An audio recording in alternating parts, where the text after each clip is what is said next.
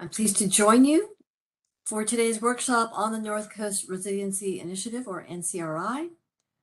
The NCRI is a state initiative to identify projects to mitigate wildfire risk and or associated public safety power shutoffs in Marin, Sonoma, Napa, Lake, and Mendocino counties. The current transmission and distribution configuration in the North Coast region makes it especially vulnerable to prolonged PSPS events, and we are working to address that. There are two main objectives the NCRI team aims to achieve by year end. First, to produce a comprehensive regional plan for improving resiliency in the North Coast with a particular focus on transmission level PSPS mitigation. Second, to provide an overarching framework for regional resiliency planning that others around the state can leverage. This NCRI effort has been underway since August of 2021. However, this is the first major public workshop to present the purpose, scope, and next steps. You'll be hearing much more from our panel. The workshop is an opportunity for interested parties to provide feedback and comment, and I look forward to hearing from all of you.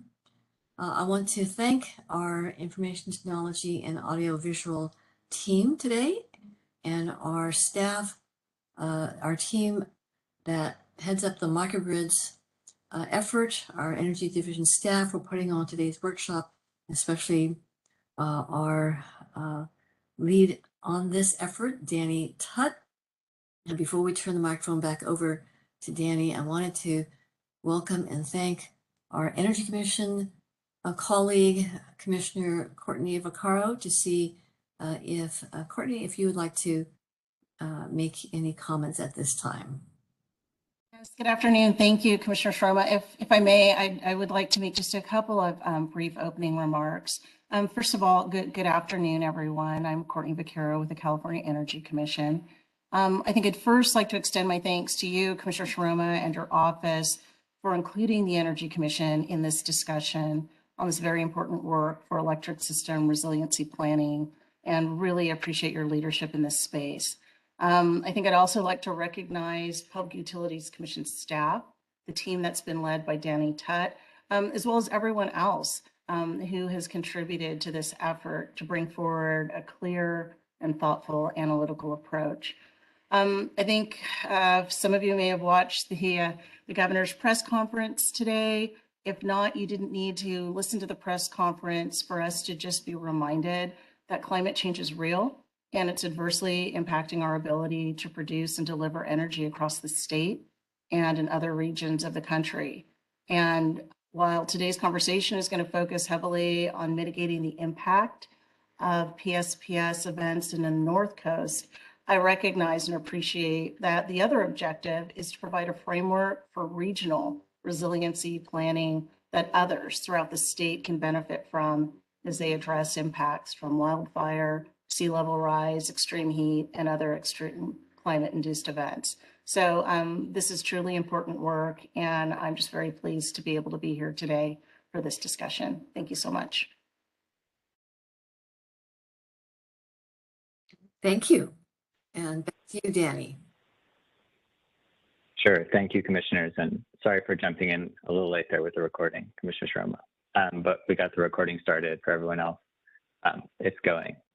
So to jump in, I did want to start off the workshop with giving everyone just a quick overview of what is the North Coast Resiliency Initiative, how is it actually working, who's involved. Then we're going to zoom way out and sort of go into a lot more detail on a lot of the concepts and ideas. But just to give everyone that first sketch first, really it is a state initiative that's meant to identify projects to mitigate transmission level public safety power shutoffs in the North Coast area. And that can be a relatively open term. It's sort of shown here at the right. For this presentation, it means these 5 counties, Napa, Marin, Sonoma, Lake, and Mendocino. And the initiative is trying to bring together multiple key agencies and stakeholders to develop that comprehensive plan. We have 2 main goals by the end of the year, as Commissioner Sharma mentioned. The first, to produce that comprehensive regional plan for improving electric resiliency in the North Coast. And the second is to provide that overarching framework for regional resiliency planning that others can leverage. And I do want to pause here and highlight just a little bit. So, you know, this is a goal for the end of the year. That means we don't have the plan ready yet. That's not what we're going to be presenting at the workshop today. We're going to really be presenting the context, the problem, all that we've learned trying to look into this problem over the last months. And the plan is sort of the next step, but we did want to bring it to the public and get feedback and thoughts before we got too far along. And then a final note, that plan would include mitigations. You know, hopefully or potentially we would identify some key mitigations. The timeline for the implementation of those mitigations would of course vary, and it would be later on. That's not something we sort of have front of mind right now. In terms of the structure of the initiative itself, it's made up of 3 key bodies: the coordinating committee, the steering committee, and then a facilitation team. The coordinating committee, which includes both commissioners here, thank you for coming, is sort of giving guidance and direction and monitoring the progress of the initiative. The steering committee is doing the day-to-day work, engaging in the study, discussing different mitigation options, all that work. And then the facilitation team is sort of doing the management of the day-to-day activities. So planning the meetings, scheduling the meetings, working with different people if there's any issues that come up. And I do want to pause just briefly here and give members of the steering committee a moment to sort of introduce themselves and to say a couple words about why they're involved in the initiative. Jana, if you're here, do you want to start off? Yes, thank you, Danny. I'm very excited to be here. I am Jana Kopichok-Lande. I'm a strategic policy manager at MCE. MCE is a community choice aggregator, or CCA, that provides energy generation services to more than 37 communities in the North Bay. That is in Contra Costa County, Napa, Solano, and Marin County. And as Danny highlighted, 2 of the counties that we're talking about here under the NCRI are located in MCE service area. Wildfires and PSDS events have been a big issue and significant impact in MCE service area, especially in Marin and Napa County since 2019, especially. More than 200,000 of our customers have been impacted by PSPS events to date. And so MCE has been very involved, both kind of with direct involvement at the customer side, as well as on the policy level in the microgrid proceedings since 2019. Danny asked us to talk a little bit about what is our main interest in resiliency and in the NCRI. I think from MCE's perspective, it is most important to keep in mind that we're doing this for the benefits of our communities and customers. We see ourselves as kind of the liaison between the commission and our communities and customers. And our main interest in the NCRI, as well as the microgrid proceeding generally, is that we reflect the interests of our customers and communities, as well, mostly our most vulnerable communities and customers, and that we vice versa also make sure that the decisions and the initiatives that are being implemented at the policy level are tangible and feasible and impactful for our communities. So we were really excited to be part of the NCRI, and we look forward to continue to engage with the stakeholders and now even more with the communities on this very exciting initiative. Thank you, Jana. And Neil, do you want to go next? Hi, good afternoon. My name is Neil Reardon. I'm Director of Regulatory Affairs with Sonoma Clean Power. We're the CCA serving Sonoma and Mendocino counties. And before I begin, I'll also just take a moment to recognize the leadership from ED staff. Danny, Forrest, Patrick get huge credit for proactively identifying a problem and launching this initiative to help solve it. Like MCE, our customers have been hugely impacted by both fires ignited by utility equipment and now the PSPS shutoffs. And I do feel the need to point out that there's a deep inequity in this, right? Because customers pay the same costs for energy, but the service they get in exchange ranges from meeting reliability standards in some areas down to inadequate or even dangerous in others. And a tenet that we hold is that all customers should receive equitable access to service.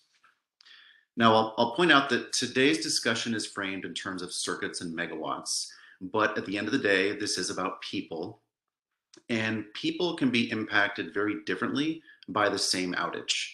So for some, taking myself as an example, they're an inconvenience, but for others, maybe from disadvantaged groups or medically vulnerable in some way, they can be a direct threat. And this is something Jana alluded to as well. And as this process unfolds and we begin to discuss solutions, I'll be very focused on first addressing the threats and later working to prevent the inconveniences. And I'll just end by sharing that I'm encouraged this initiative can help identify consistent problem areas on the grid, which is what we'll hear most about today, and then most importantly, dive into solving those problems. Thank you, Neil. Madison, do you want to go next? Sure. Just want to confirm that you can hear me. Perfect. Okay. Good afternoon, everyone. I'm Madison Hoffacker, and I'm representing on behalf of PG&E. And I thought I would quickly share how PG&E has been involved in NCRI to date, and just a little bit about our system-wide and community planning. So PG&E has provided data and technical expertise to the NCRI group, as well as insight into our planning processes and how we make decisions regarding what PSPS mitigation projects are funded.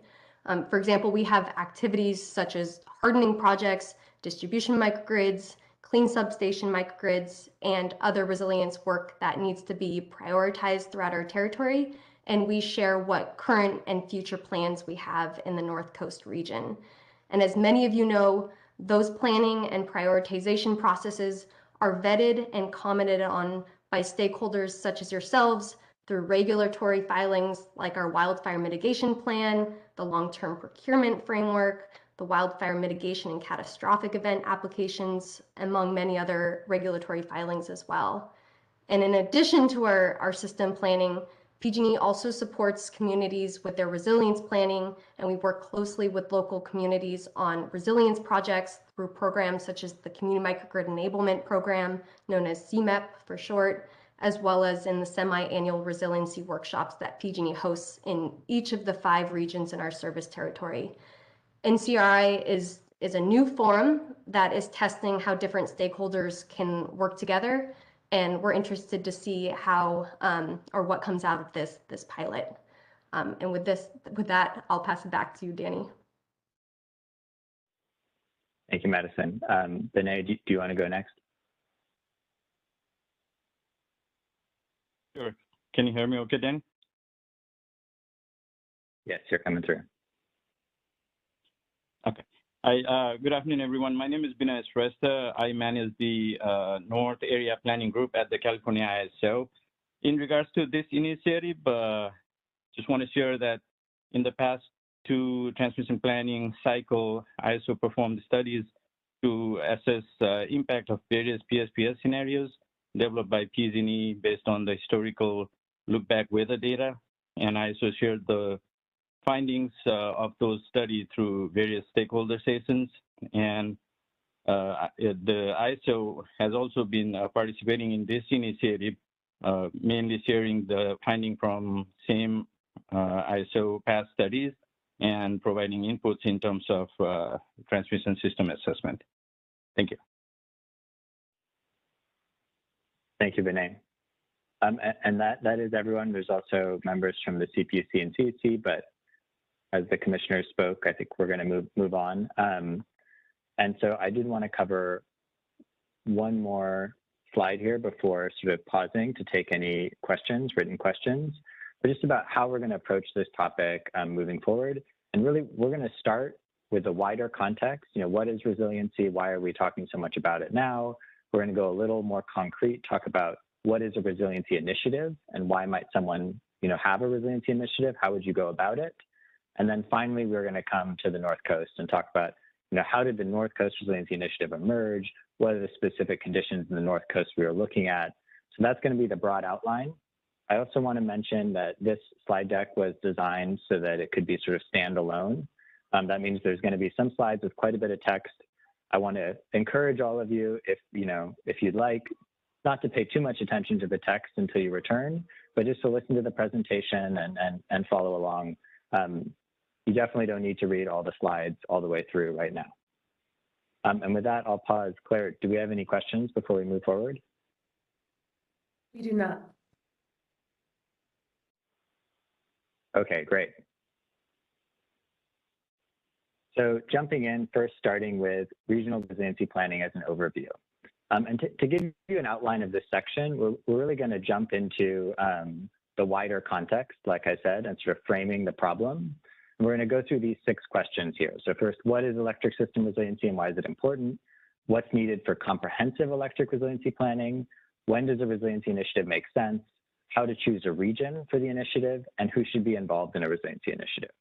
And the main points coming out of this section are really why resiliency planning may be or maybe should be comprehensive and regional. And what we mean by that is comprehensive, that a resiliency problem often relates to the whole grid system, not just as a single part, and regional, that when a specific problem emerges, it often emerges in a specific way in specific places. So it sort of has a regional way it emerges.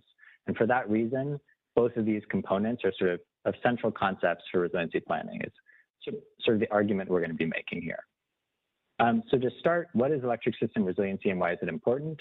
Electric system resiliency refers to the ability of the electric grid to withstand, adapt to, and recover from large-scale disruptive events. It's a distinct subset of electric system reliability, which is more broadly refers to reliable functioning of the electrical grid. So if you're thinking of a large-scale disruptive event, that's resiliency. Other functioning, that's reliability. And why is resiliency such a hot topic today? It's becoming increasingly important for a number of factors. There's a lot of changing environmental conditions that lead to new risks, both caused by the grid, things like wildfire ignition, and risks that are facing the grid, such as extreme weather. There's also evolving maintenance and repair needs for the grid that was originally designed for a different environment, right, since the environment is changing. And we rely on the grid more and more as we decarbonize for charging our cars, heating our homes, these sorts of other factors. So for all those reasons, resiliency is becoming increasingly important. And as I'm sure you'll note, climate change is sort of a key actor here, right? It's a key driver for the resilience need. And on the other side, it's also a key driver for other major grid changes that are happening at the same time for mitigation. So moving to renewable energy, for example. So that's an intro to resiliency. And now, why comprehensive? What's the need for comprehensive electric resiliency planning?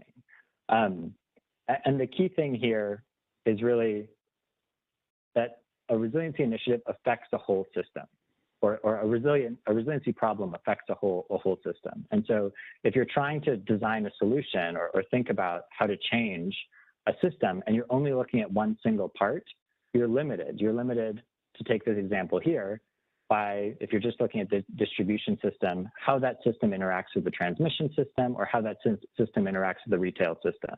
So you're sort of limiting yourself within a certain part of the wider system.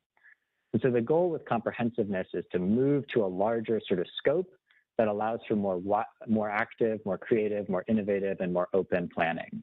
And just to repeat, since resiliency problems often emerge in these multiple sectors, it is nice to have that wider scope.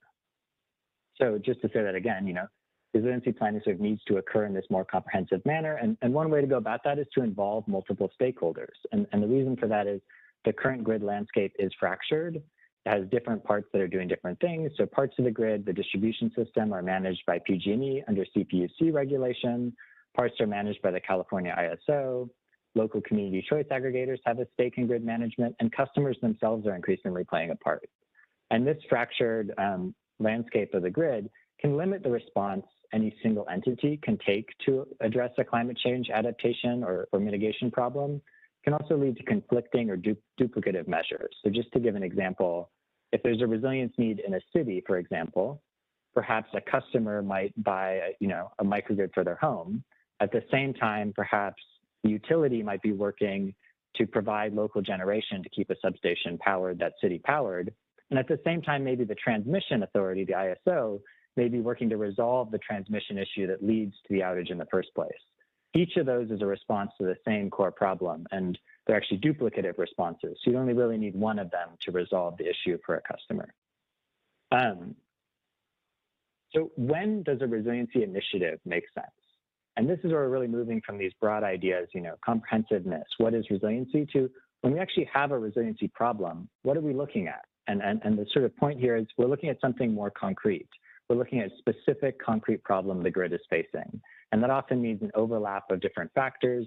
So a changing environment, or other climate adaptation need, changes to the maintenance and replacement of electrical infrastructure, which might be designed for different environmental conditions, and this sort of follows some of those notes from the earlier slide on resiliency, changing expectations of the electrical grid. You know, we expect more from the grid, we're expecting it to power our cars and do other things. All of that means potentially large changes to the grid system, and that may call for something like a comprehensive look at how that system works, and thinking through how to resolve a resiliency problem.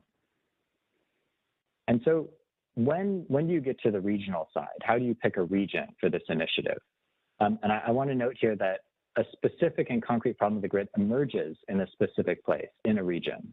And when we say region here, we don't mean something predefined. So you wouldn't just take a county and then think, how do we improve resiliency for this county? It actually comes from the problem itself, from thinking about how the problem emerges, what the different elements are, how they work together. So just to read from the slide, a region indicates where the following factors overlap. That's a resiliency need, where are there outages, where there's climate adaptation risks. The environment, what is the environmental geography? Is it the same in a certain area? Are they radically different? How is the environment changing? Also the electrical system, you'll see that come up quite a bit later on in the presentation. So what's the structure of the electrical system? How does the transmission system currently exist? How are the different things interconnected? And then also, what are some needed changes to that system or potential changes to that system that may come into play? And then, of course, there's also other relevant factors that we would consider, chief among them, equity concerns. And finally, who should be involved in a resiliency initiative? And here, it's sort of a similar problem to how to define the region. It's not a predefined set of people, but it comes again from the problem itself. So who are the participants that have a key role in the electrical grid relating to the scope of a resiliency problem or its potential solutions? And so just to take the scope of the problem. Is it, something that involves the distribution system, the transmission system, generation, retail? Who should be involved based on what parts of the grid system are most involved? And another factor here is that people can be involved in different ways. So someone may come in late, someone may come in early, someone may be heavily involved. And I just want to sum up a little bit here. So all these questions all together, what are we really doing? We're really developing a method for dealing with a resiliency problem by first making it concrete, which is seeing how it emerges in a specific region in a specific way, and also then bringing together the different people who have sort of key roles and are necessary for something like a comprehensive planning process. So that's sort of the method we're talking about here. And next, I'm going to jump into the North Coast specifically, but before I want to pause again for any questions. So Claire, do we have any questions in the Q&A? We do not. So just a reminder to everyone, if you have any questions, you're welcome to put them in the Q&A and we will do what we can to visit them at the end of each section. Otherwise, when we get to the end of today's presentation, you're welcome to raise your hand and we can answer questions that way as well.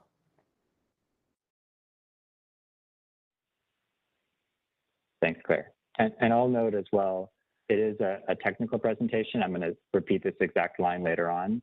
But if you do have further questions or comments, or you need some days to think it over, please feel free to send me an email with any feedback or thoughts. Okay, so we can move on to the next section, which is really defining and prioritizing the North Coast for regional resiliency planning. And so this is where we're going to jump into the North Coast specifically and think about how did this problematic we laid out, how did the different, what's a region, who should be involved, actually emerge in the North Coast as we looked into PSPS there. And I do want to start with some key terms just to make sure everyone's on the same level and because these will come up a little bit as we move forward. So if you do already understand these, sorry to be repetitive, but just to get everyone on the same place. First, public safety power shutoff. This is when a utility turns off the power during dry, high wind periods because the electrical lines have a risk of sparking catastrophic wildfires. And probably most of you are familiar with this. A public safety power shutoff can affect both the distribution and the transmission system. So I want to clarify that difference for anyone who's not familiar. Distribution lines, those are the lines that you'll see along your neighborhood going down your street. They're low voltage lines that bring power to homes. Transmission lines are the much larger, higher voltage lines that you'll often see along highways or other sort of, more rural areas carrying electricity across the state. So if you see these pictures here, distribution lines and transmission lines. And again, PSPS can affect either distribution lines or transmission lines or both. And that's important for another key concept we're going to bring up here, which is safe to energize customers or safe to energize load. And these are customers who lose power during a PSPS event because the transmission line serving them is de-energized, even though the distribution line serving them are safe. So to sort of clarify this concept, it's helpful to take a look at this diagram over here. And just note that in the diagram, there's a power source sort of coming up here from the wider grid. So we have power flowing along this transmission line to a first substation, then also to a second substation. We also have a PSPS going on with a high fire threat area sort of covering this first substation. And so because of the PSPS, both the transmission line and these distribution lines are going to be de-energized because of wildfire risk. And so this first substation has lost transmission level power, but also the customers, the distribution lines, are themselves a risk or a wildfire risk. So there are no safe to energize customers here. By contrast, the second substation has also lost transmission level power, but the distribution lines are safe to energize. They're not within the boundary. And so you could actually provide power to these customers if you had it available. And as you can see in this image, one thing you could do is sort of attach temporary generation to the substation and power those customers safely through a PSPS event. And the last concept I want to cover is direct and indirect PSPS impacts. This is a sort of a difficult concept, I think. And maybe before I jump into it, I will highlight one other thing.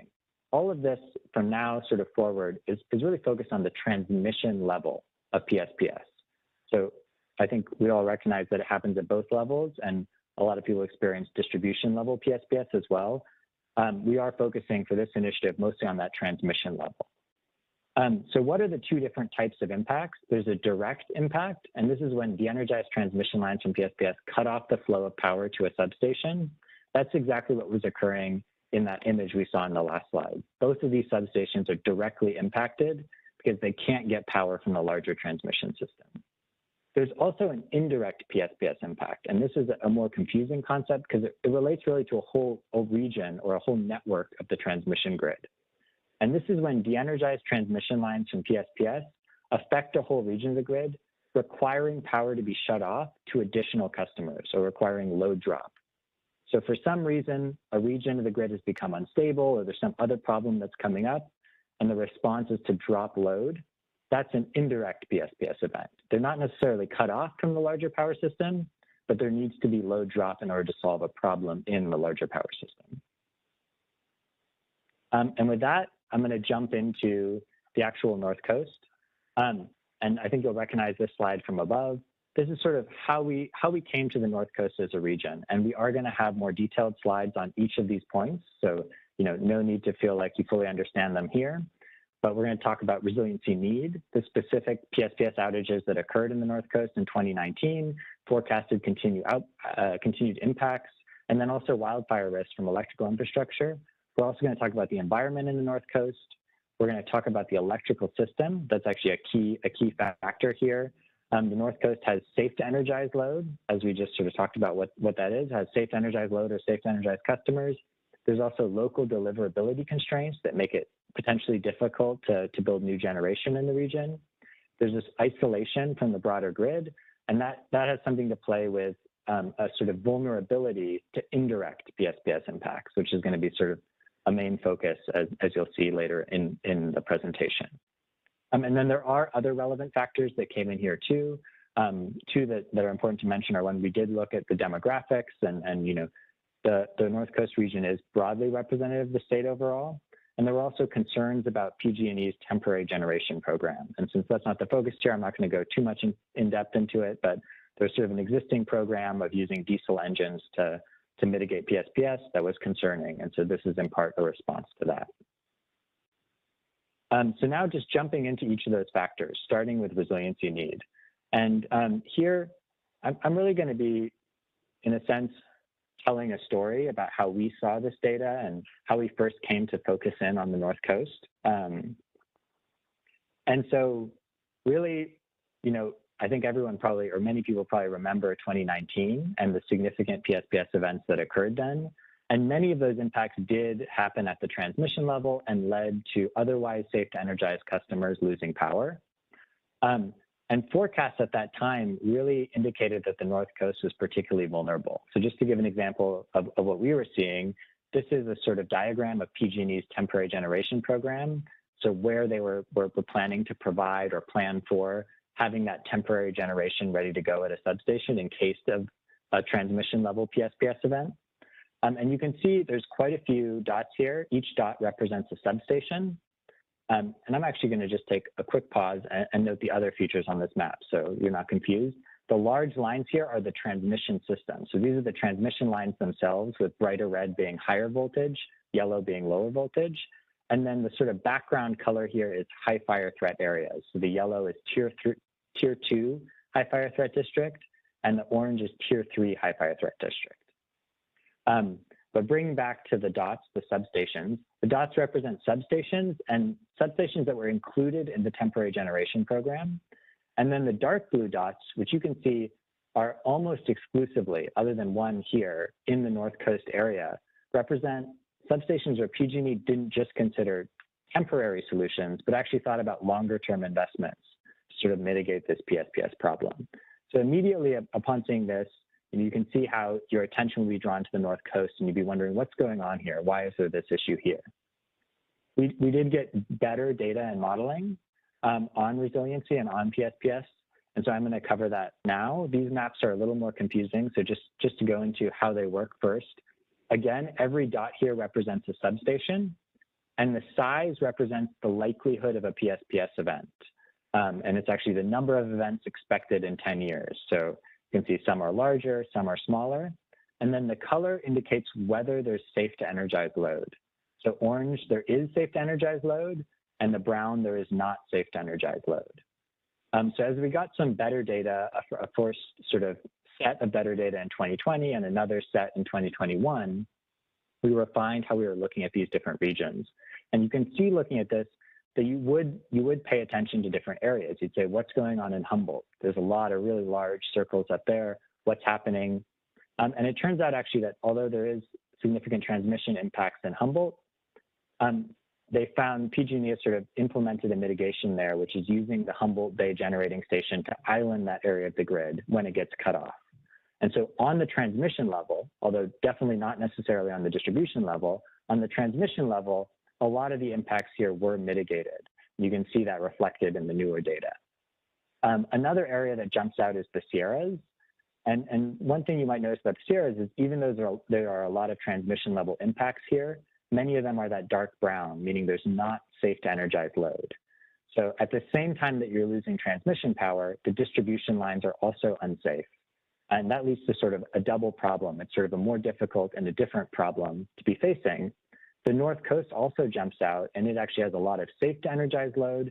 It also has a couple other characteristics that we're going to get into later that sort of make it appear both as a specific problem, different from the others, but also as something that might be more easy to solve. And so this has sort of narrowed our focus in on the North Coast.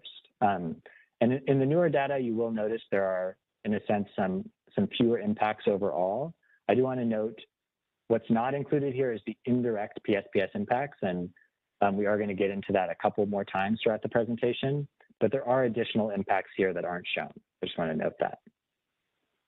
And so that's really the resiliency need. And now I want to go into the environment. So what's the environment in the North Coast?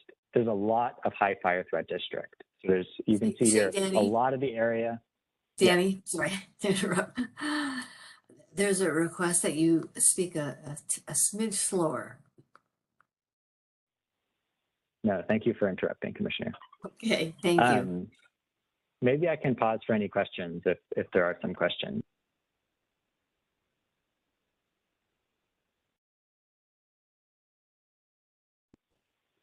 Danny, Fair.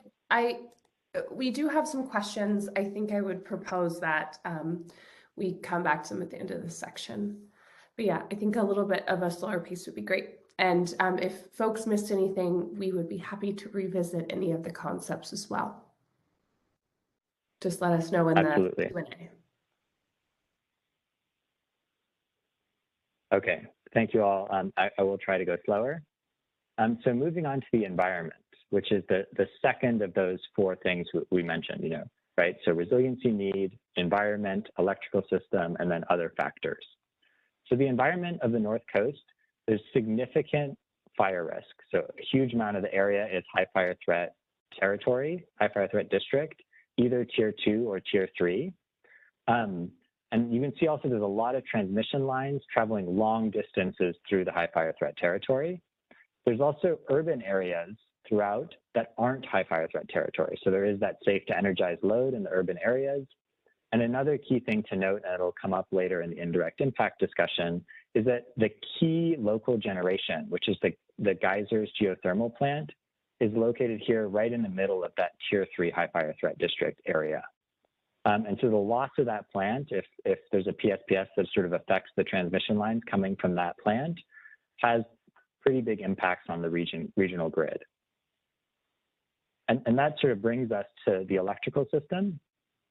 The key thing to note about the North Coast is that it's relatively isolated from the rest of the wider grid. It's what is called a local capacity area, meaning it's dependent on local generation to reliably serve local load or to serve local customers. So local power plants are needed to serve local customers. The California ISO studies the North Coast specifically to ensure that local load can be met with a combination of local generation and energy imports. And just to give you a bit of an image of it, this is actually a diagram from the CAISO study. It's just showing the really key transmission lines and other assets in the North Coast. And you can see the local generation here is shown as these bubbles. These are the Geysers plants. And then the key import capacity is actually these lines coming from Central California here. So these transmission lines. Because of this unique grid configuration, there's sort of two key characteristics. One, there's limited import capability. That's, there's only so much power that can be drawn in, not enough to meet local load. And because of that, really, two, this region is vulnerable to indirect PSPS impacts. And this is, the second time approaching this concept. It is a hard concept. What is the indirect PSPS impact? I want to start with the image. So thinking again about this same sort of diagram from CAISO, what happens with an indirect impact is that the Geysers generating plants get cut off from the rest of the region. So I've marked them here with the red X. That means this whole load area, all the customers here are being powered through imports from these lines. And in particular, a lot of energy ends up flowing through these lines right here. And you end up in a situation where these lines are overloaded or there's other concerns with these lines here between Vaca-Dixon and Lakeville. And to mitigate that overloaded condition, you can't run the grid sort of steadily like that. You end up dropping load somewhere within this larger pocket. And that's the indirect impact. It's that load drop to mitigate the overload on these lines because of the loss of generation. So you can sort of see how it's this larger issue. To say it in more abstract terms, an indirect impact occurs when local energy resources and the capacity to import energy from the larger grid are inadequate for serving local load, often because of a PSPS event that sort of tripped or de-energized certain lines. The operational response to these reliability concerns will be load drop, and that's the indirect impact, that load drop or the customers that are de-energized. Indirect impacts are relatively common in the North Coast because of exactly this grid configuration. So because it's relatively isolated from the larger grid and heavily impacted by PSPS. And I want to note that PG&E is going to be discussing these impacts later in more depth. I'm going to give another example of sort of how they work. So if you're still feeling a little confused, hopefully a second version of it will help clarify the idea.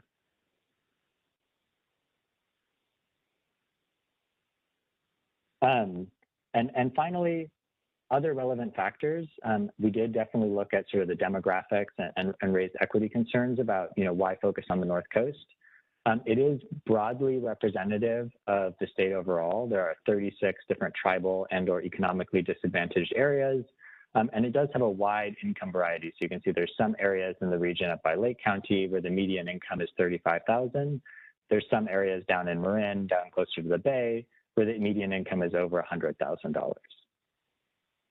And with that, all of that is coming together to sort of give you a picture of how we looked at the North Coast, how we understood the problem in the North Coast as a specific resiliency problem that deserves sort of study and addressal. And so why did we pull out this region and look at it in an initiative? And that actually brings me to the end of this section. So before handing it over to PG&E, Claire, maybe we can answer any questions, and happy to go over any concepts again. Yeah, sure. Again, please feel free to put anything in the Q&A. I think one comment that we received from Chris is about frequency of impact being a factor in defining a region, which I think we got to after your comment was posted, that it was in fact a part of the defining the North Coast region. If you have additional feedback that you feel wasn't captured or a follow-up question, feel free to put it in the Q&A. But I think, Danny, maybe we can start with you and perhaps go to Jana and Neil on this one. Is what's the vision here for the role of local and tribal governments in comprehensive energy resiliency planning? I can start with that briefly. Sure. Go ahead, Neil. A lot of it goes back to how Danny set the stage initially of making sure that we have the right information flowing between the affected entities. Because, for example, our board has evaluated different options to provide resiliency to customers, but we can't buy everyone a battery system. So knowing when and where to focus our efforts and knowing areas that are already planned to be hardened in the near future can help us be a better partner and really pinpoint where we can make the most impact without solving the same problem twice in the example that Danny laid out.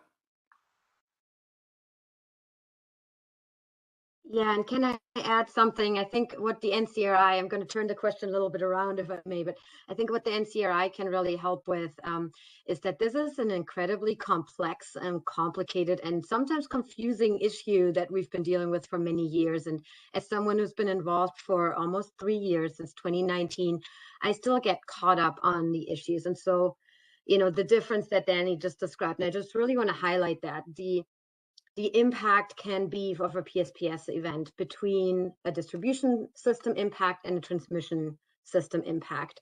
And in the end, I would imagine that most of our stakeholders here and community advocates and local governments, they just realize an impact. You know, you don't really necessarily know, is it coming from a distribution system? Is it coming from a transmission system? In the end, you probably don't care, and that's right. So you have an impact on your businesses, on your communities, on your lives, on your homes. And so really digging in a particular area to understand, like, is this an issue on the distribution system? Is this an issue on the transmission system? What can what different entities need to engage? Is this a solution that needs to be, you know, found at the customer site because you're located in a high fire threat district, or can we find a larger transmission regional level solution? And so really the NCRI gave us the opportunity to dig in. And like Danny said, we're looking at transmission level solutions. But I think this is just really the value of what I want to hone in and make people help understand, is that it takes a long time to understand these concepts, and we're focusing on one particular issue that can potentially help a lot of people, but it's just one part of the solution. It's transmission level, safe to energize customers. There's still going to be a lot of impact for people in high fire threat districts, and there's other areas to help folks, you know, impacted through through those means. So I think that's just like an overarching concept. I think that's important to help people remember. That's absolutely correct. Thank you for that, Jana and Neil. And I'll just add, I think, just to highlight again, this is a pilot initiative, and so I think a lot of these questions that you're asking are still open, and that's part of, you know, what we're trying to think about and figure out here. I would say that in general, I think, like Jana said, this is a very can be a very complex sort of work to sort of understand what actually is going on and what might be possible mitigations. And so for that work, we were thinking not involving necessarily everyone, maybe not everyone wants to follow along and parse through all that detail. But there definitely are places later on, once you're thinking about actually implementing a project, where would it go? Where I think personally, tribal and local governments would be sort of key stakeholders at that moment.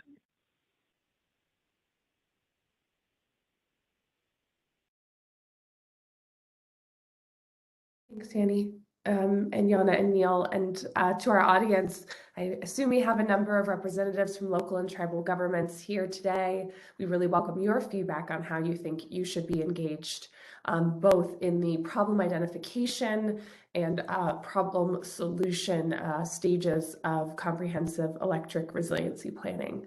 Please feel free to chime in the Q&A or send Danny your thoughts via email. His email is listed at the start and end of today's presentation. So another question we got was, how does resiliency planning relate to or intersect with local hazard mitigation planning processes?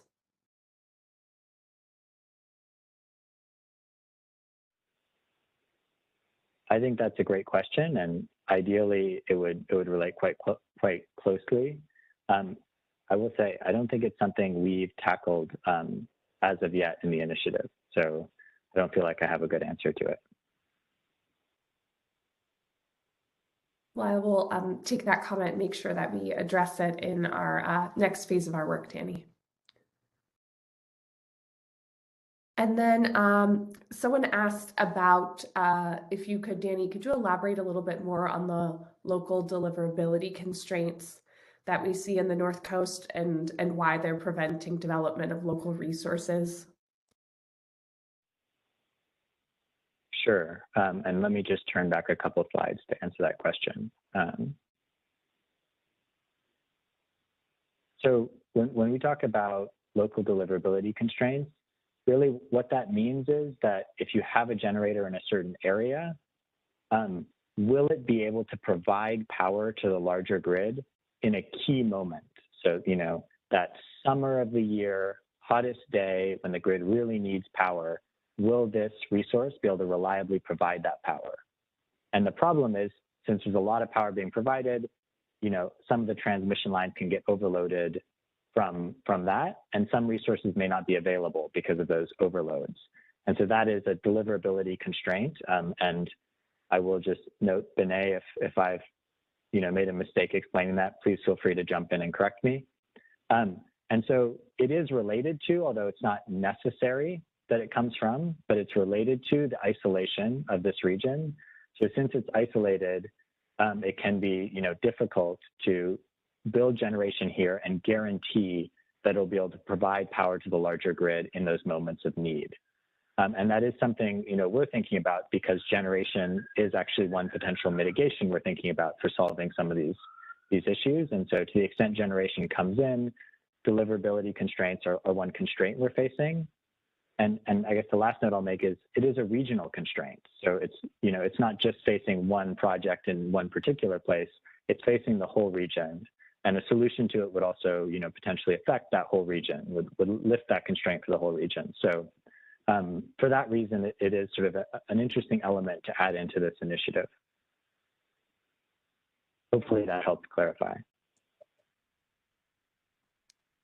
Thanks, Danny. And I see a question in here that I think we'll save for the next portion of our presentation for the PG&E team, and I'll make sure we get back to it, which is how this initiative relates to the PG&E substation microgrid application. So if the PG&E team can touch on that, that would be great. And then there's a question here about what type of generation is being considered.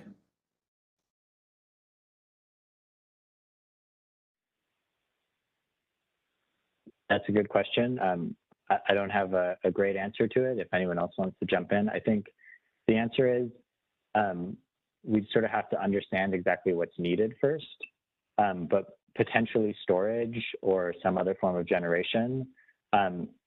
It depends. I guess there's a chance that a microgrid would be needed that can power something over a long period of time. there's also a chance we might just need generation to mitigate a smaller issue like an overloaded transmission line. That may not be smaller, but maybe smaller in time. You may not need a whole 2 days. So depending on sort of how we understand the problem itself, and we are getting into that, exactly what generation might fit is something we're gonna discuss. But definitely battery storage is something that I think has come up. Yeah, so over the course of today's presentation, you'll see that we're still really in the investigation phase of the NCRI as it relates particularly to the North Coast, of understanding the impacts there, and that we aren't in the phase yet of planning mitigations for those resiliency needs that will come later in the process. So I think we'll get to that in today's presentation in just a minute. I also see a comment here as it relates to Humboldt Bay Generating Station Island. I think I will take it as a general comment just to mean, you know, as we look at resiliency needs in certain areas, how can we enable local renewable resources to stay online during an outage? So I've taken that note as well.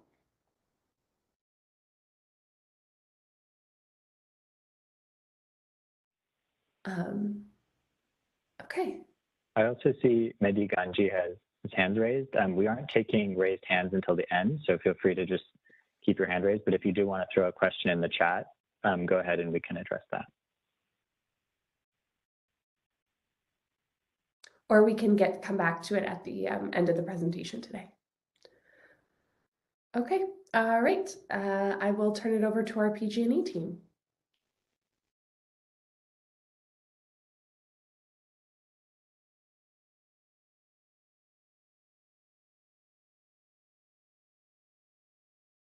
Avani, I have made you presenter. So Claire, I think I'm staying with the slides, and okay. I can just do next slide for them. Okay. Sorry, I feel like a little confusion there. Okay. Hi. Hello, everybody. I'm Avani Kanu. I'm in with PGE and Asset Strategy. I am going to walk us through this portion. Really going to cover the PSPS Lookback and give a little bit of insight into our direct impact inputs, as well as begin to introduce that concept that Danny just talked about of indirect impacts. And then Jameson will take it from there as well. Next slide, please. Oh, sorry, next slide. One more. Thank you. So starting us off with a little bit of history, I'm sure some people on the call have had various levels of exposure to what the PSPS Lookback is. But just to level set, in 2020, PG&E created the original PSPS 10-year Lookback, and this utilized the 2020 transmission scoping guidelines for PSPS, along with a historical climatology study. And then again, last year in 2021, we recreated the same analysis with updated data. This idea of a transmission lookback really starts with the historical weather and environmental conditions. So that very first box you see there. So it's essentially real weather in our service territory over the past 10 years. It then combines the weather data from box 1 with the current system conditions, so box 2. So really, what do our assets look like right now? What do the conditions of our assets look like? What are the locations of our assets? What is the vegetation around our assets in combination with that weather? Then these two factors are fed through our approved 2021 PSPS scoping framework. And from that output, we really determine which transmission lines we need to de-energize as direct inputs. So to kind of like repeat that, we take our historical weather, we combine it with our current system conditions, we utilize what we call our 2021 PSPS scoping thresholds. And these are just really a set of guidelines we follow to determine which transmission lines we would like to de-energize under certain conditions. And we are given a list of transmission lines, or the output of this analysis is a list of transmission lines that we would de-energize for that PSPS event.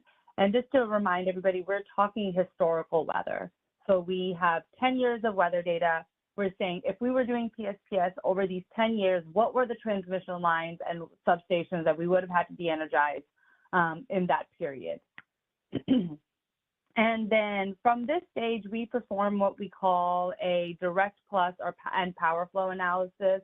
And these analyses are able to help us determine which additional lines we would need to de-energize due to either losing a source line or for the overall stability of the grid. So essentially, we have a list of lines that we are choosing to de-energize due to our scoping guidelines. And then from that list, we have a secondary list. Those are lines that we have to de-energize based on our primary list. And then that second set of lists is what we call our direct plus and indirect lines.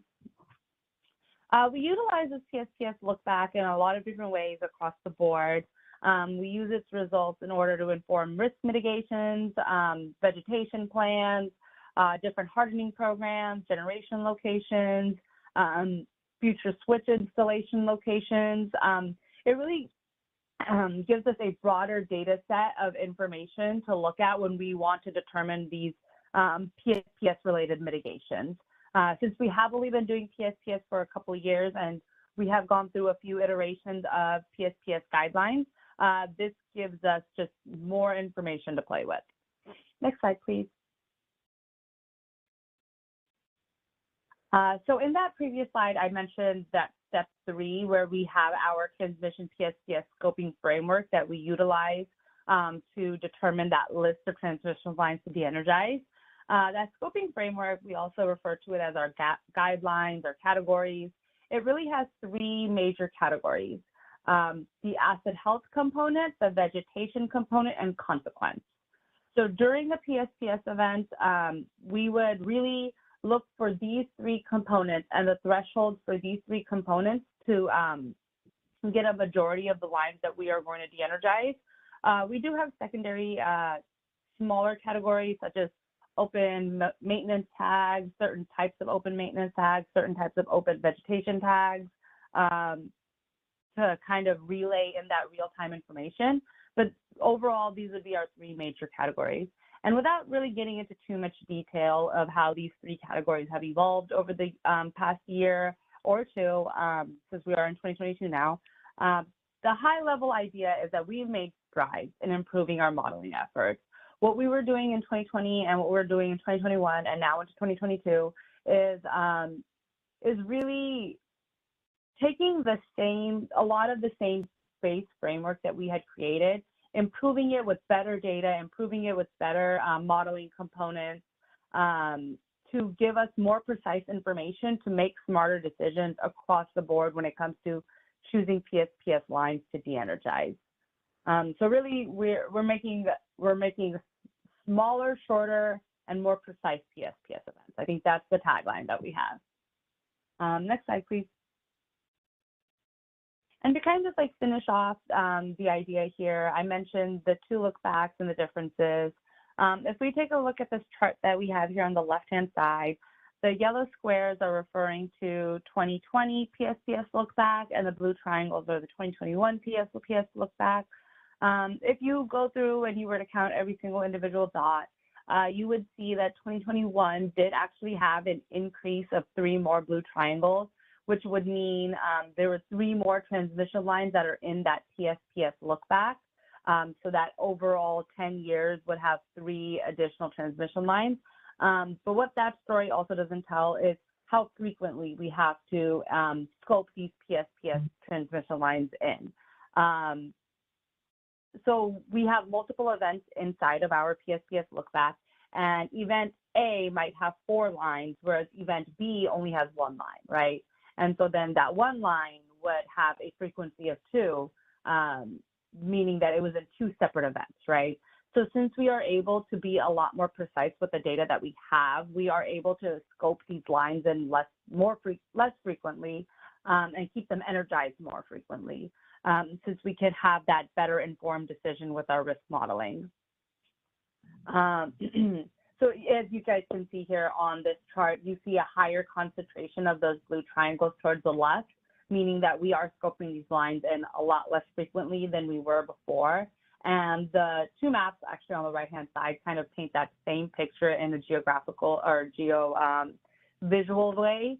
You see that those concentrations of those purple circles does vastly decrease in the 2 years of lookbacks that we have. And you'll see a lot more of those smaller purple dots on the 2021 lookback, meaning those are substations that we're de-energizing versus transmission lines. But there's a lot less of them, and they are scoped a lot less frequently.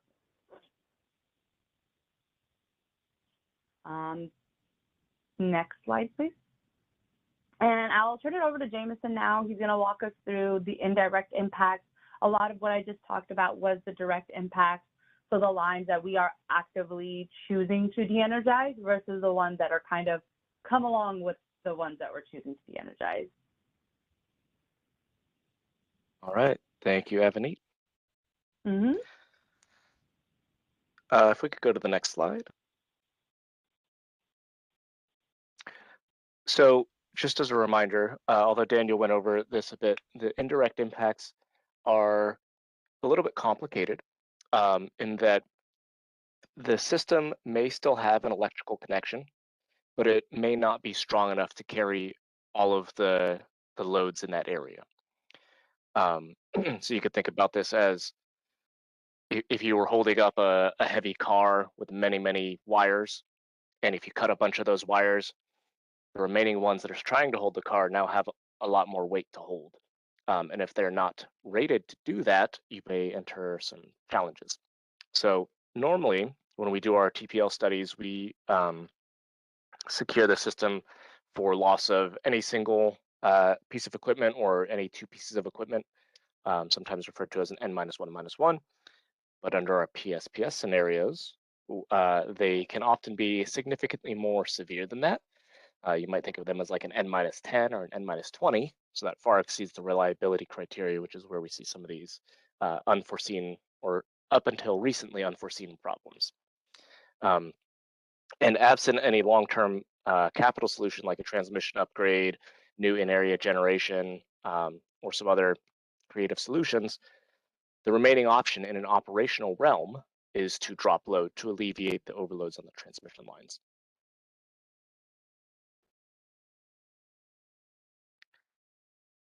All right, so here's an illustrative example with my expertly rendered Clear Lake in the middle. So the pink lines are the 115 kV lines, the green are the 60 kV lines. And this is what a system normal would look like. So you can see Cortina off to the northeast, and Fulton in the south, geysers generation mostly in the south there, and a number of other stations. So if we go to the next slide, this is an example of what the direct PSPS scope would look like. So as Avneet had mentioned, if there are lines that are deemed not safe to energize for a variety of reasons, these are the lines that must be de-energized due to those safety concerns. So they would be scoped to be taken out of service, we open breakers, et cetera, et cetera. And then what happens, if we go to the next slide, I've highlighted some additional lines that are still in service, but because the rest of the transmission system in the surrounding area is no longer there to support it, they now have flows that exceed their normal capacities. So they are overloaded. And this can cause significant problems. Obviously, it's a violation of our existing standards to exceed the rated capacity of these lines, but it can also lead to other safety issues if these lines are exceeding their capacity. It could cause some significant problems. So if we go to the next slide. So in this example, to alleviate the overloads on those lines, I've indicated in kind of a grayed out color a number of stations that we could de-energize to reduce the total loading on the remaining lines such that they are no longer exceeding their capacity limitations. So you can see that some of these stations could still be in service while others are taken out. If we go to the next slide. All right, so there's Q&A on that one. So I'll pause there. I see a hand raised.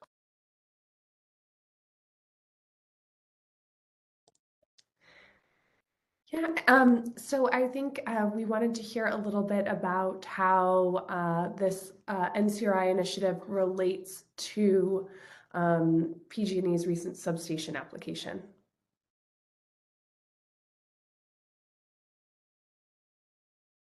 And take that one, Claire. This is Will Don from PG&E. Will, I think we're having a hard time hearing you. You sound far away. Can you hear me better now? Yes, thank you. Absolutely. Yeah, so I think Madison alluded to this point a little bit earlier on, but PG&E substation application is related to this in two ways. I see it. One is, I think that's kind of PG&E's proposed framework. So certain things that we're exploring, the energy division exploring in the NCRI may be different from the PG&E proposed framework. That's one. I think the other one Madison alluded to is, PG&E's framework is looking at across the entire territory. So things that will work for all of our customers. And I think the NCRI certainly, at least at this point, is looking at one specific region. So there may be some regional characteristics that triggers kind of considerations that may not be exactly the way, when you look at the whole system overall. So those are two things I think are slightly different here.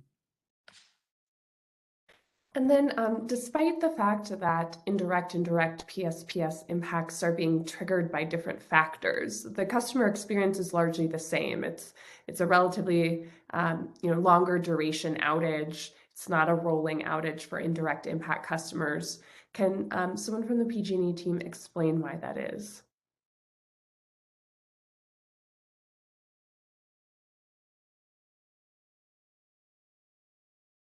Claire, can you repeat that question? Just make sure we get it. Yeah, just trying to understand. So someone is saying it sounds like indirect PSPS impacts would be addressed by rolling outages, but that's not actually currently the case. So I'm wondering if the PG&E team can explain why that is. Why, when an indirect impact occurs, it's a sustained outage.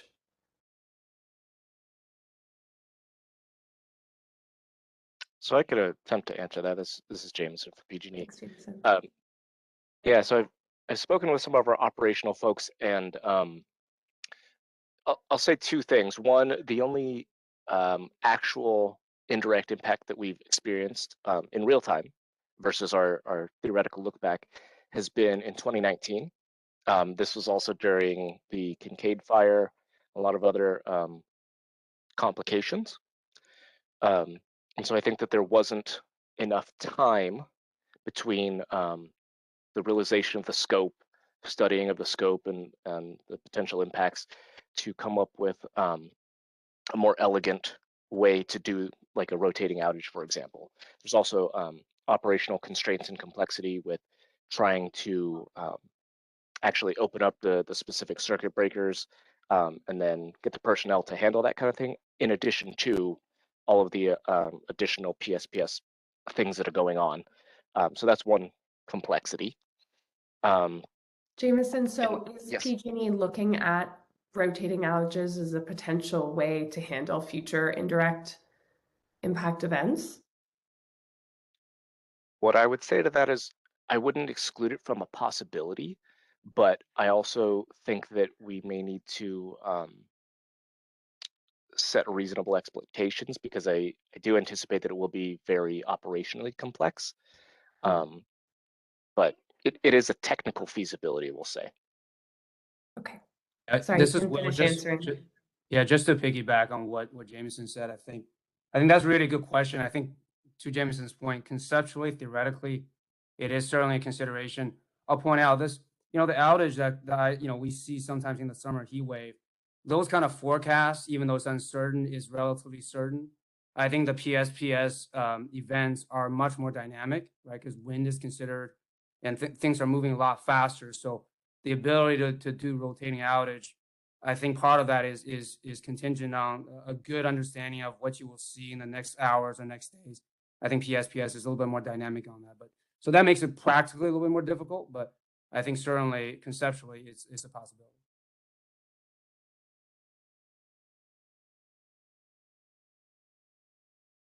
Thanks, Jameson. Did you have something else you wanted to wrap up with there? Not on that question. Okay. If there are other questions, though. And it's my understanding that some of the Lookback data is publicly available somewhere. Could someone on the PG&E team share where that's been posted?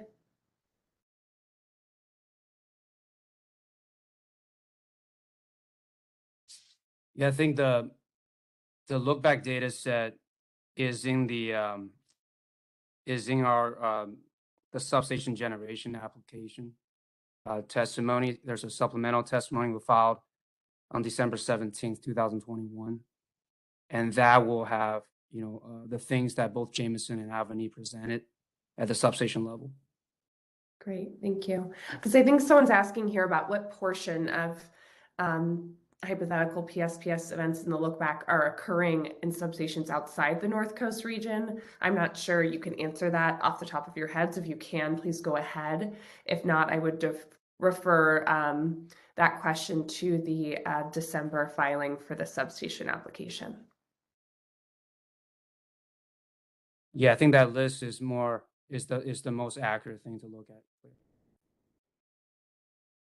Great, thank you. But just to, again, emphasize, there are impacts of substations occurring outside the North Coast. Okay. And does someone know the proceeding number for the substation application?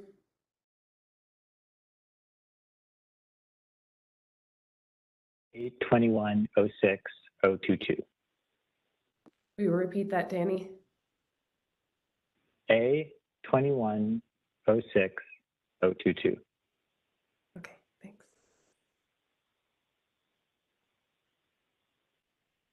Okay, I think that's the end of our questions for this particular section. I see Neil also has his hand raised. Sorry to interrupt, Claire, but Neil, did you want to go ahead?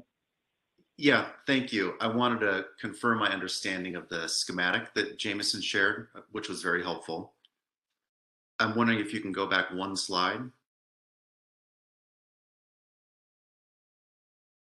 So in this scenario, I want to confirm two understandings. One is that PG&E is able to be strategic about selecting where to drop load. In other words, that PG&E can pick substations in the indirect events. And the second, that in this schematic showing the yellow overloaded line, that a generation or transmission asset in that yellow area somewhere could alleviate the indirect impact. Neil, those are both great questions, and I'm glad you asked them. So yes, there are many ways to solve this problem. And one of the things that we've done differently from last year to this year is, rather than in 2020, we kind of proactively selected stations in an effort to kind of mirror what happened in 2019. Now that gave rise to some interesting questions. I think from, I want to say Yana from MCE, thank you for those, where if you go to the next slide, you'll see that I had highlighted Cloverdale, Hartley, Clear Lake, and Canocti. But it is entirely feasible that we could have instead selected Hopland, Ukiah, Capella, Mendocino, if they had comparable amounts of load. So that brings up an interesting question of, why did you choose these ones? And so what we did in 2021 for indirect impacts was, for the analysis portion, of which I consider we're still relatively in that stage, before we get to solutions, we did not proactively pick the stations to be de-energized. We merely laid out a list of stations that would be either impacted or impactful. So in this example, we would have listed all of the stations, Mendocino, Calpella, Cloverdale, Ukiah, Hopland, Clear Lake, Canocti, Hartley, for example, rather than select them, which we think is a little bit misleading. And the reason for that is, if you go back one slide, the issue at hand really is the constraints on the transmission system. It's not that we have to drop stations It's that we don't have enough capacity on the transmission system to import everything we need to serve the remaining loads. So again, to your second question, there are a couple ways we can solve this problem. We can upgrade transmission lines to have higher capacity. We could put in local resources to serve the loads locally, or you can reduce the loading in the area by dropping load or a microgrid or putting local resources.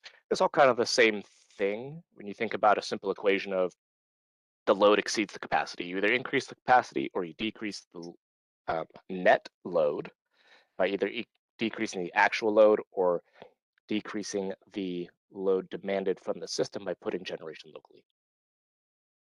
Does that answer your question? It does. Thank you. Excellent.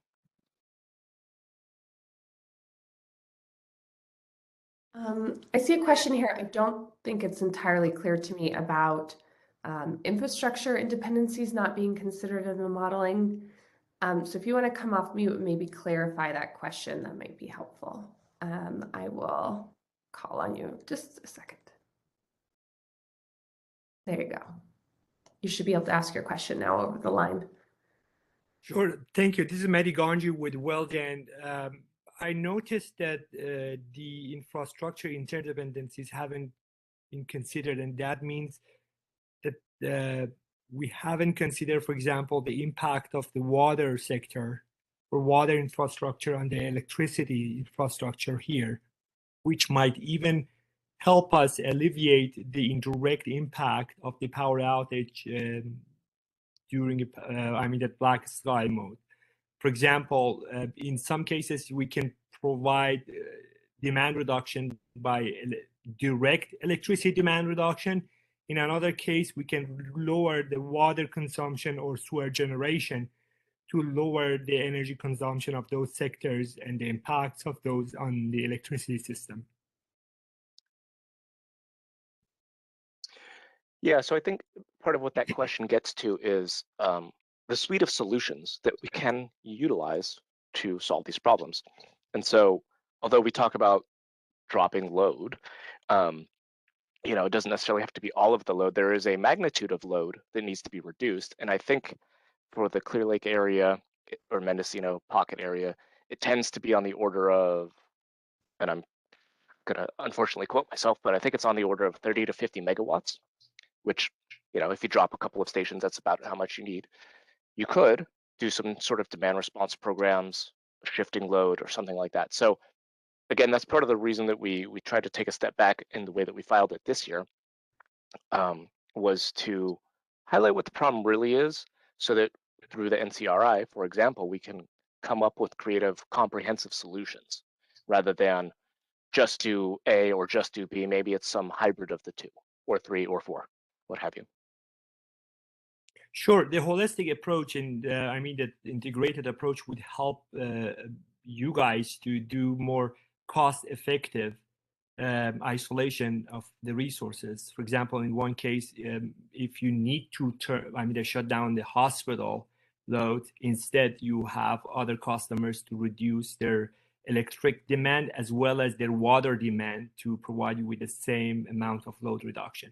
But I would like to have this conversation discussion offline, just not to take other people's happy. And for sure, this is something that CCAs should consider and look at it, as they are in charge of their energy system, not the distribution, but they can have a great connection and relationship with the other district and infrastructure owner and operator. Yeah. Thank you for those comments. I think we'll definitely make sure that we take a look at that as we get further in the process in the coming months and start looking at potential mitigations to the direct and indirect impacts we're seeing in the North Coast. Just not quite there yet in the process. So I think I will go ahead and turn it back over to Danny. May I add really quickly? Yeah. This is Jana. Yeah, I had my I know it's hard to see. No, I just wanted to make one quick comment that may or may not be obvious. we've been talking a lot in theoretical terms about indirect and direct impacts, but just to make it more specific and give a specific example, on October 26, 2019, such an indirect impact occurred in the North Coast, and almost all of Marin County was out of power for several days. That was 150,000 customer accounts plus. So that is just, I wanted to give people a sense, if you don't recall, a sense of like the potential impact of what an indirect impact could look like. Usually direct impacts are more localized or smaller number. If an indirect impact occurs, and it has occurred less frequent than direct impacts in the last 3 years, but if it occurs, it is a usually a larger impact affecting like hundred thousands of people. So that's why I think it is interesting to really look at the indirect impacts. I just, wanted to note that in case that wasn't obvious.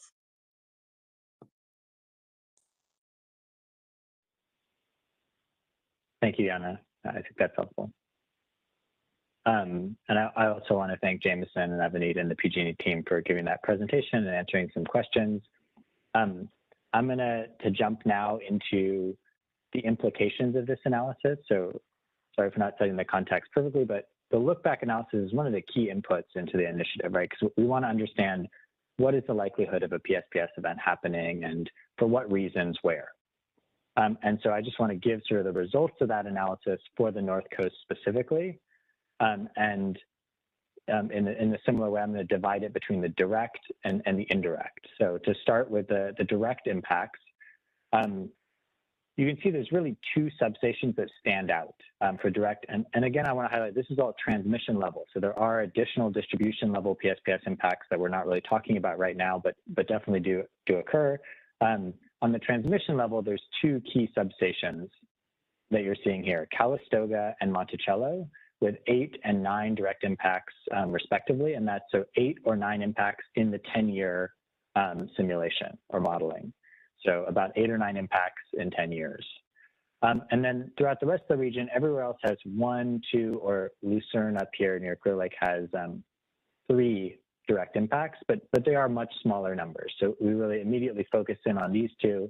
And it's actually relatively good news that both of these have existing solutions, that are either in process or in place.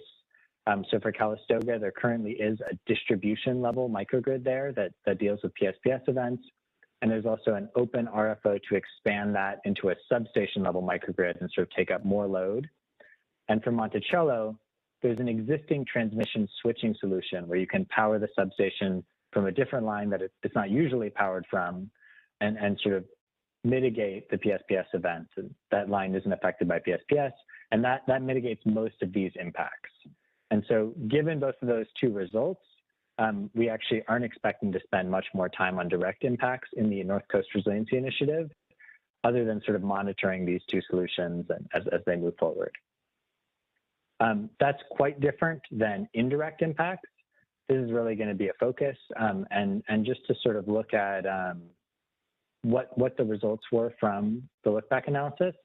I first want to highlight that the image here, it does work a little differently than the previous ones you saw. So as Jameson was saying, substations are included here, not because they actually have a PSPS event, but because they're candidates for a PSPS event. So you're going to see, of course, a lot of dots all across the North Coast region because the PSPS is affecting that whole region. And so each of these substations could be de-energized as part of an indirect PSPS impact. And there are about 40 substations here that are candidates for 7 to 9 of the indirect impacts. And in the look back analysis, there were 9 total indirect impacts. And just to zoom out a little bit, looking at the whole state, you can see really when we're talking about indirect impacts, the North Coast stands out quite a bit compared to everywhere else in the state. There are some other impacts farther north in California as well, but the North Coast is really sort of clearly apparent here. To give a little more just sort of context and some size to these impacts, as I said, there's 9 indirect impacts in the look back analysis over 10 years. And all of the events roughly follow this pattern at right.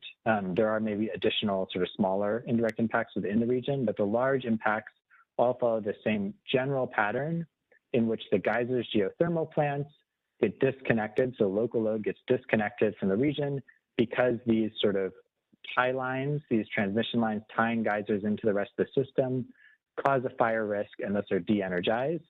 And that leads to overload or other reliability concerns on these lines over here, those Vaca-Dixon to Lakeville lines carrying power into the region. And so that's really the sort of key pattern of an indirect impact. And then in terms of size, so if all of those substations are candidates, actually how many would be dropped? For each indirect impact, an estimated 10 to 30% of the regional load may be dropped. And I do want to highlight this is a rough estimate. 10 to 30% of the regional load, that's definitely not 100%, but it's also not insignificant, as Anna was saying. It can be a big chunk of customers. And with that, I am going to move on next to NCRI next steps. So maybe we can pause and take any time for questions on specifically, I don't know if any have come up, but specifically on the historical look back analysis for the North Coast.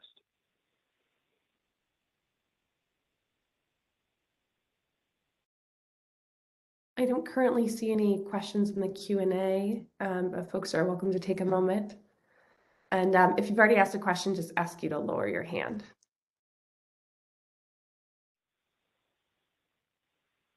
Just in this spare moment, I'll say, so this is sort of, a lot of this is sort of where we're at right now. So I think I mentioned this at the beginning, but we've tried to clarify the problem, to understand where the impacts are, to what extent will they exist, to sort of study and understand why the PSPS impacts are occurring at the transmission level.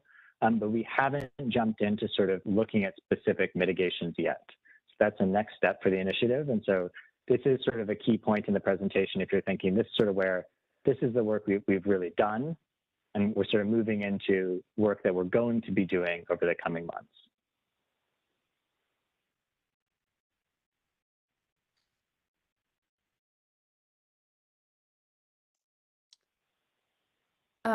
One question here, Danny, can you explain the difference between a distribution microgrid and a substation microgrid?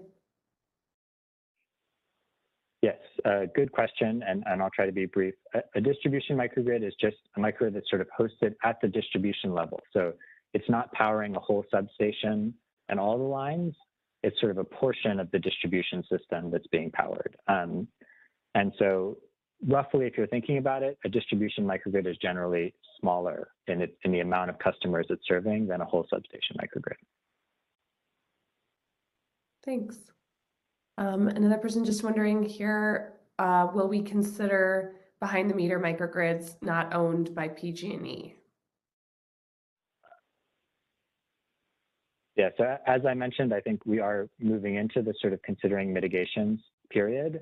And I think we're going to be considering all possible mitigations as a group, and anyone in the steering committee can raise and we can talk through different possible mitigations. Okay, and then did the impacted transmission lines substantially change from the 2020 to 2021 look back analysis for the North Coast? Maybe I can call on PG&E to help a little bit, but my sense is that yes, they did change, and there were some significant changes, especially if you look at how direct impacts changed. But for the indirect impacts, the pattern remained relatively similar between the two versions of the analysis.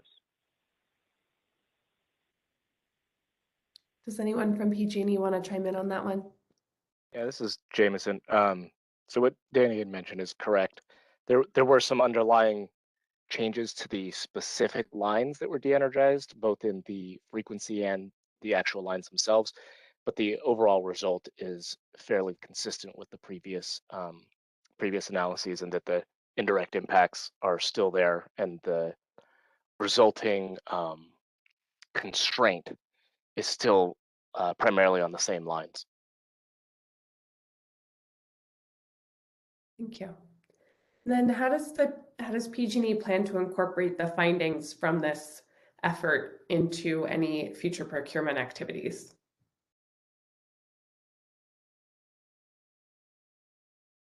This is Jeremy Donnell, PG&E. Similar to what Danny has said before, it's premature to say. Whatever the particular solution is would need a filing or an approach that would be specific to that solution. And so the possibilities are too broad to say at this point.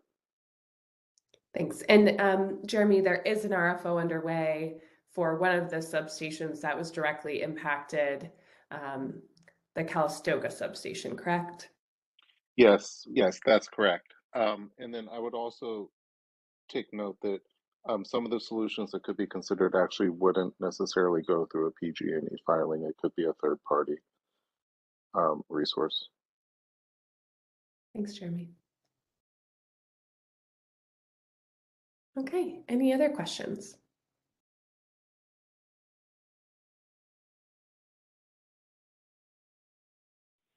Okay, I am not seeing any other questions in the chat or hands raised. So go ahead, Danny. Okay, thank you, Claire. So this is sort of moving into the last section of the presentation before we're going to take some questions and comments. I'll try to be brief because we're running a little bit behind time. But what are the next steps for the initiative moving forward? And so really the next key step is to take a deeper look at these indirect impacts and also think about specifically mitigations for these indirect impacts. So as I noted, the direct impacts were, there are at least currently, mitigations in place or in process. And so there's not really need for further action. This is on the transmission level. For the indirect impacts, we still want to better understand the scope of the impacts, the factors that combine to cause them, really a detailed information about when and where they're occurring, when is the line actually overloaded.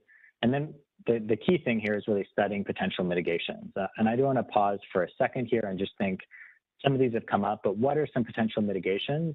For an indirect impact, it really is a broad set because, there's the, in a sense, directly impacted lines, the geysers lines that are de-energized because of wildfire risk. There could be a mitigation to those lines. There could be new capacity on the indirectly impacted lines, the Vaca-Dixon Lakeville import lines that are importing power, or there could be new local generation. And as people have noted, that generation could happen at a number of different levels, whether it's customer generation, utility-owned generation, third-party generation. And then finally, there's operational considerations. So I think that's also come up here. Could you do something like rolling outages? What else could be done operationally? And so there's a lot of different mitigations that we're going to be thinking about and considering here. Another thing to note, and this is sort of a step we've been working on, but we haven't finished yet, is that we do need sort of an evaluation methodology to consider which of these mitigations to move forward with, or which we would like to recommend, or which are preferred. And so just to give a sense of where these different parts fit in, the 10-year look-back analysis that we spent a lot of time sort of looking at that data and talking about it, that gave us our focus. That told us to look at Calistoga, at Monticello, at this larger pattern of indirect impacts in the North Coast. And there are actually a couple additional indirect impacts that show up in the Clear Lake region also there. But what it didn't give us is a way to judge between different mitigations. And so we are going to also be working on something like an NCRI resiliency standard that would be used to judge and prioritize between different mitigation projects that come up within the study. This is something we've been sort of working on, but since we don't have a finalized version, we're still discussing it. We're not bringing it up at this presentation today. But I do want to be clear that whatever methodology we come up with, it's going to be limited to the initiative. This isn't a precedent-setting work. This is just something so that we can move forward within the initiative. And then the next step, so once we have all these mitigations thought through, we have a method for evaluating and thinking, choosing between them, the next step is to put that together into a comprehensive regional plan. And so that's where we would actually combine these different mitigations, and it's also where some larger questions would come into play. So deliverability came up earlier. There may be deliverability constraints or other constraints at the regional scale that we may have to think about when we're thinking about these sort of mitigations all together. And then we also want to bring in state, regional, and local policy goals and think about how could this initiative fit with those. This might also be a place where some of the more interesting or innovative answers like how might the water system fit in, or demand response, or these sorts of things could come in. So that's building the comprehensive plan. And then this is, again, a whole nother step in the future. So I just want to highlight, it's not something we're working on right now. But when we come up with these mitigations in this plan, we are also going to be working to think about funding mechanisms. So we're going to try to identify any potential funding, and then also identify what are the existing processes where a project like this might come to fruition. Might it happen through the CAISO transmission planning process? Might it be a PG&E project? So some of the questions that have also been raised here. And then we're going to be trying to build some preliminary buy-in for these mitigations so they can start moving forward. And finally, as we sort of noted, another goal of this initiative, which is sort of a pilot planning initiative, is to build a broader regional planning framework for resiliency needs.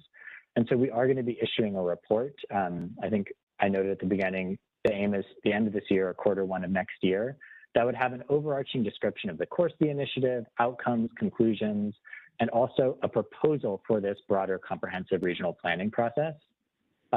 When that draft report is issued, we will definitely be holding another workshop to sort of present it and collect additional feedback there. And I do want to highlight, I know that the presentation itself has been technical and detailed. And so, if you need some days to process it, if you want to look over the slides, feel free to give me an email and provide any additional feedback or comments, after this workshop is actually done. And with that, I'm open to taking any final questions on this area, but we are going to move right after this into the questions and comments. So Danny, will the comprehensive regional plan for the North Coast consider cost recovery and cost allocation mechanisms? So as noted in sort of this area, it will be considered. I don't know exactly how much detail we'll go into, but that would be sort of in what already existing planning processes might this fit into? Is it something that PG&E may spend money on, unless there might be cost allocation questions? But we would also be looking for grants and other funding sources. So it may not. I mean, personally, I would say the hope is that not all the costs need to come from ratepayers. Thanks, Danny. And how can local governments propose mitigations as part of the NCRI?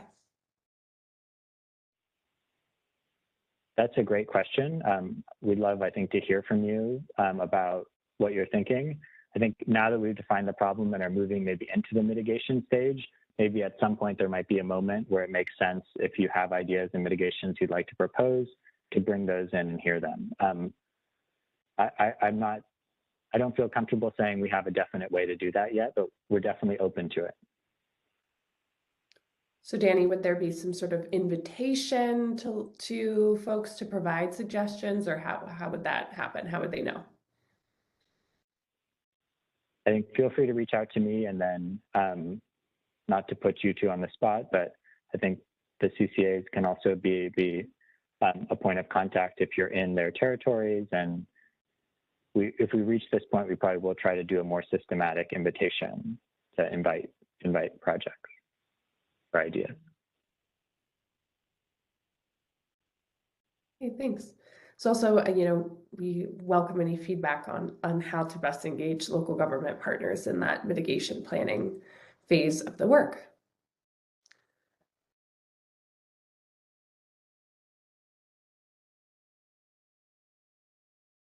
Okay, Danny, can we go to our next slide?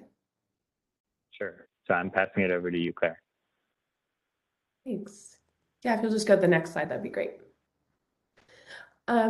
So, just opening it up in our final minutes here for feedback from attendees. You're welcome to write feedback in the Q&A or raise your hand, and we will unmute and call on you.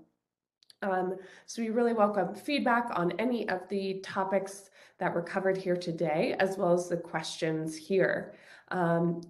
Really curious to know what resiliency issues you might be experiencing or anticipate experiencing at some point in the future in your area, and how, if at all, this framework suits your resiliency planning needs, or if you would need additional information. All right, I see Barbara has her hand up. Barbara, I just unmuted you. Oh, I'm sorry. Can you re-raise your hand, Barbara? I think I went to unmute you and instead lowered your hand. Thank you. All right, go ahead. Can you hear me? Yes. Okay, good. I wanted to raise 2 points. One is that as you start thinking about mitigation, depending on where the outages occur, you really have to think in terms of mitigation that has to last for multiple days. Because some of the outages we've had have been very extended. And so some of the solutions that people throw out, like solar and storage, are simply not going to cut it for 5 days in a row if there's no way to charge the storage. So that's definitely a consideration. And the other resiliency issue that I wanted to raise is that in addition to PSPS, we also have power outages because of storms in the wintertime. And we have had storms in this, in this state, not as many recently. And those can actually, although they're on a more localized level, those can also result in extended outages. And so we need to be thinking in terms of reducing distribution outages associated with that kind of weather as opposed to the other kind of weather. So I would encourage you to think about those, both of those. Thank you. Thanks so much.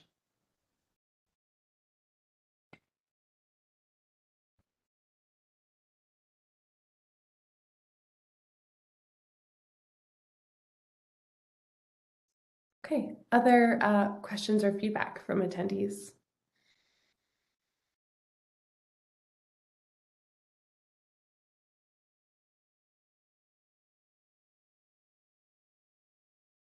Commissioner Vacaro, please go ahead.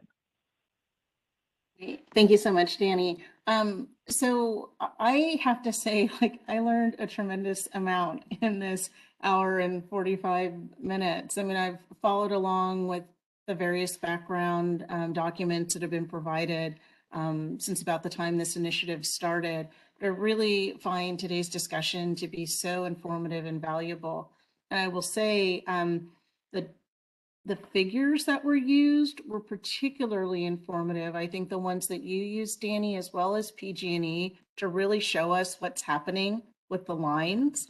I think that's really, it's important for people like me, who's a little bit more of a layperson when it comes to this, to really understand what you're talking about and what it is that you're looking to solve.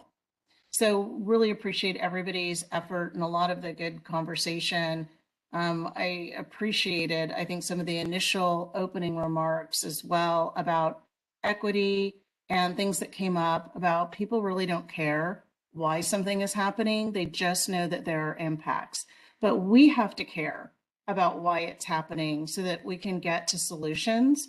And so, but the perspectives are important, right? And so I just appreciate that we're all sort of sensitive to end users just don't want to be impacted. And the way that we avoid impacts or minimize them is to go through this very thoughtful approach that you all have laid out.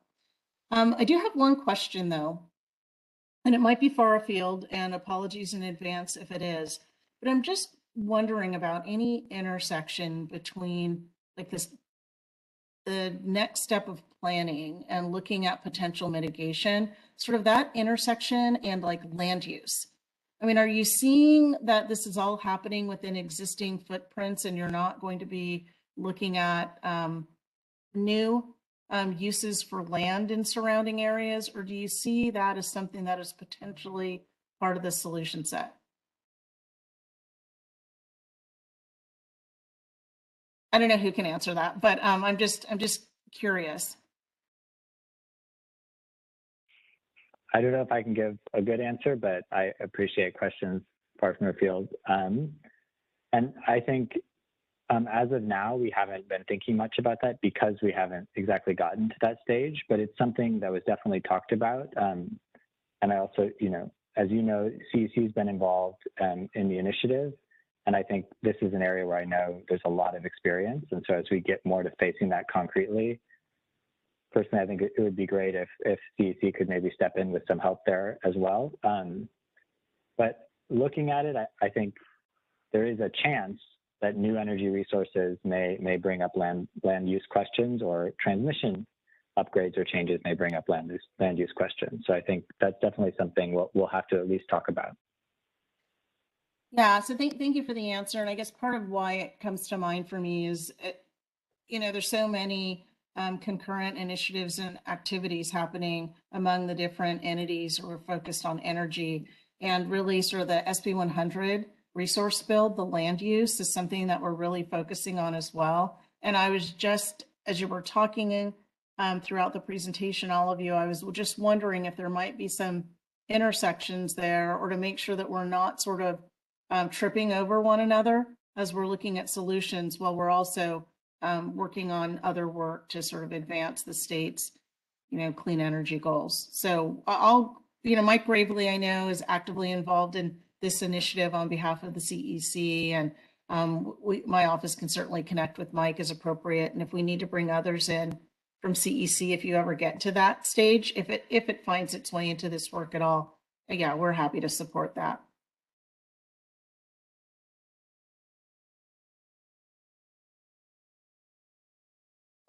Thank you, Commissioner. I see another question here is, since local governments have jurisdiction over citing new DERs, shouldn't they be much more involved in the process?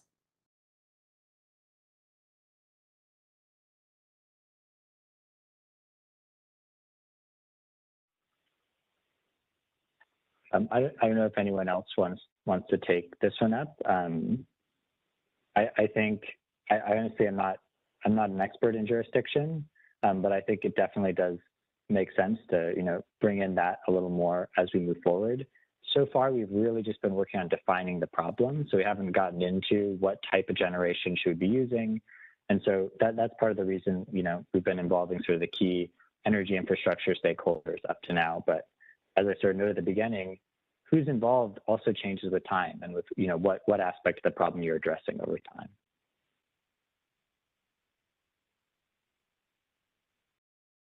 I'll just add, I think that's a great point. And as PG&E and the ISO really refine their analysis and can point to specific areas where we need more resources, then we absolutely shouldn't rule them out if they aren't cited or zoned appropriately, and just take that as a barrier that we can't overcome.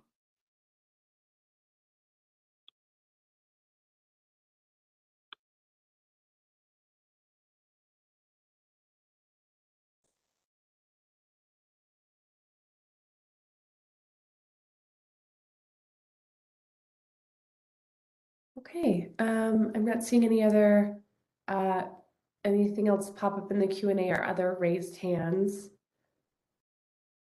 Jenny, do you want to make sure you go back to your slide with your email address on it? Thanks. Sure. I also see, Yana, you have your hand up. Do you want to go? Yeah, I maybe just wanted to make one last comment on kind of like the scope of the NCRI so that there's no confusion, because I know the question and the concept of like kind of DERs or behind the meter resources, which are resources that are located at a critical facility or at a customer site or at a business, if we want to keep, businesses running during PSPS events, or homes with medically vulnerable customers, we want to keep those up and running while a PSPS event happens. We typically, when we talk about those kind of mitigation solutions, we talk about people who are located in higher fire threat districts that are shut off because the PSPS event is impacting them directly. That's a very important mitigation measures that many different stakeholders work on, including MCE. We have an energy storage program.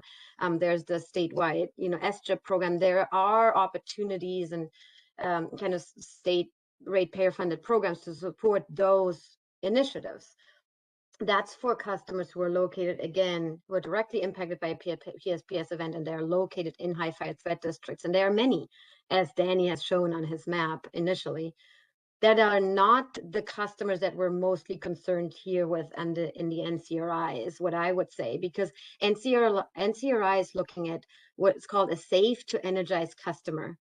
And Danny introduced that concept in the beginning, and it's quick to forget, easy to forget. But the safe to energize customer is a customer that is not located in a high fire threat district, that is not directly impacted by a PSPS event, but is shut off maybe because the subs that serves that customer is impacted, or because the line that feeds the substation that serves that customer is impacted. So there's a big swath of customer that shouldn't be affected by PSPS event, not in high fire threat districts. And those are the customers that we would be looking for mitigation options.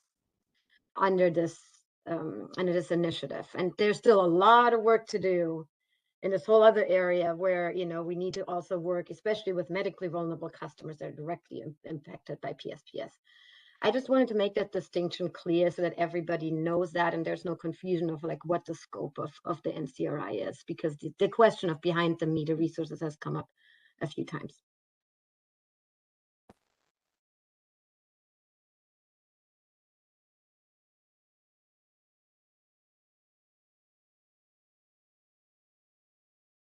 Great, thank you. For that, Jana. And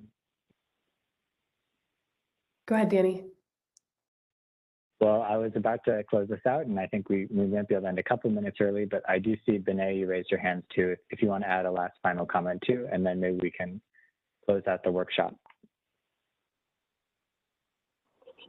Yeah, sorry about that being a last minute. I just wanted to reiterate what you already said. You know, this is kind of what is the key conclusion of the recent ISO's assessment of North Coast area PSPS impact.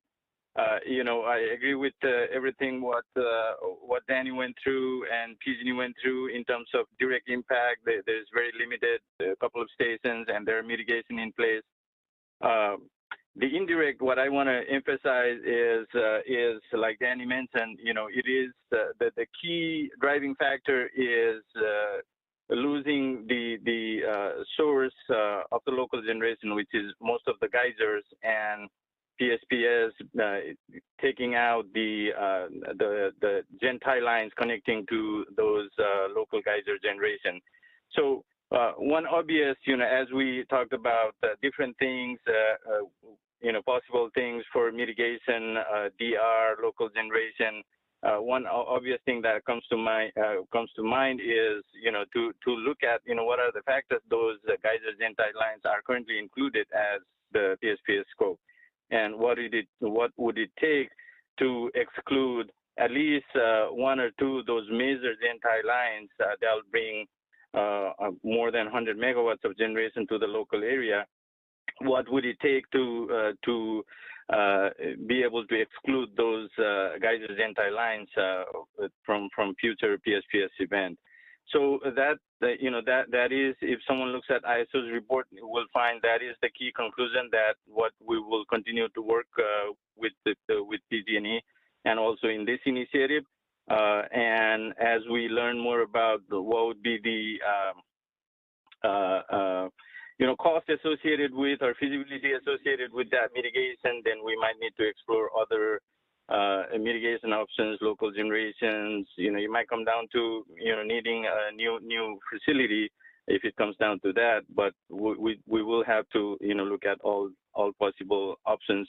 But just wanted to reiterate and highlight what ISO assessment found and what we're targeting as next step. Thank you. Thank you for that, Binay. And I want to say my own last words is just to thank everyone here for spending your Friday afternoon with us, and to especially thank Commissioner Vacaro and Commissioner Sharoma for guiding this initiative and for being here, and also to especially thank everyone on the steering committee for doing all the work, for helping to answer questions, and for contributing to this initiative over the last year.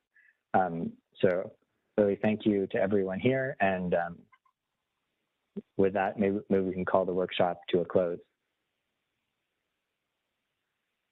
Thank you.